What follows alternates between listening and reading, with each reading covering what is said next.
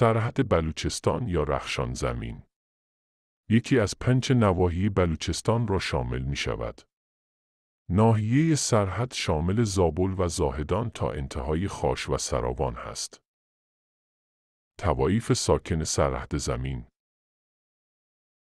نقل از کتابچه میرزا مهدی خان ساکنان سرحد: شاهلیبر 120 خانوار، میربلوچ 120 خانوار، یاراحمد زهی 150 خانوار، ناروی 200 خانوار، گمشاد زهی 100 خانوار، مزارزهی 30 خانوار، ریگی 50 خانوار، جمال زهی 150 خانوار، تامندانی 200 خانوار، بامری و برهانزهی 60 خانوار، مرادزهی 80 خانوار و قلندرزهی 100 خانوار.